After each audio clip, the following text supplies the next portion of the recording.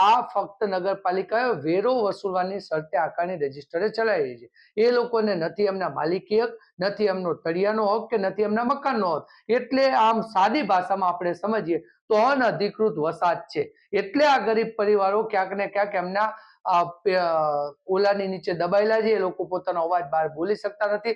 સત્તાધીશો ચૂંટણી વખતે જાય છે, જ્યારે ત્યાં ગામોમાં જાય છે, જુદા જુદા સ્લમ વિસ્તારમાં જાય છે, ત્યારે એક જ વાતનું રટણ કરે છે, નગરપાલિકા અમારી જે આવતી નગરપાલિકાની ચૂંટણીમાં ભારતીય જનતા પાર્ટીનું પુનઃશાસન આવશે, તમને તમારા મકાનોના કાયમી હક મળશે. પણ આ ઠાલા વચનોથી હવે ગરીબો કંટાળ્યા છે. વર્ષોથી આ રહું છું, અમારા બાપ દાદાની પેઢીઓ આ જતી રહી, છતાંય આ ગામમાં કોઈ સુવિધા નથી અને કોઈ સહાય અમને સરકારી યોજના સહાય કોઈ મળતી જ નથી.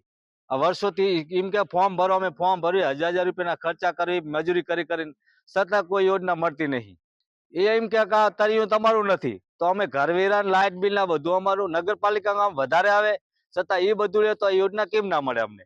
અમે એ રજૂઆત કરવા માંગીએ. અમારી માંગ છે ગામ પ્રધાનમંત્રી આવાસ યોજના બને તો અમારા ગામમાં શા માટે ના બને? અમે વારંવાર ફોર્મ ભરવાનું કે ફોર્મ ભરવી ખર્ચા કરી. અમારું ગામ નગરપાલિકામાં આવેલ છે, જેવા કે હિંમતપુરા, નારણપુરા બંને નગરપાલિકામાં આવ્યા. બંને ગામમાં કોઈ પણ પ્રકારનો લાભ મળેલ નથી આજ સુધી. ઘણા વર્ષોથી લોકો વસવાટ કરે છે, પરંતુ કોઈ પણ પ્રકારનું પીએમ યોજનાનો લાભ મળેલ નથી ગામ લોકોને. પરંતુ અમારી એક જ માંગ છે સરકાર જોડે કે ઘરનું ઘર વ્યક્તિને મળે એવી આશા સાથે. 120 થી વધારે મકાન આવે. અમે આઝાદી વખતથી રહીએ છીએ અને આઝાદી વખતથી કરવેરા નગરપાલિકાને આપીએ મોકા દાટ, તોય પણ આજ સુધી કોઈ પણ પ્રકારનો લાભ મળતો નથી. દરબારી દરિયા હોવાથી અને ગામમાં વચેલો સીમ જમીનનો હોવાથી એને ના થાય, એના માટે અમે રજૂઆત કરીશું.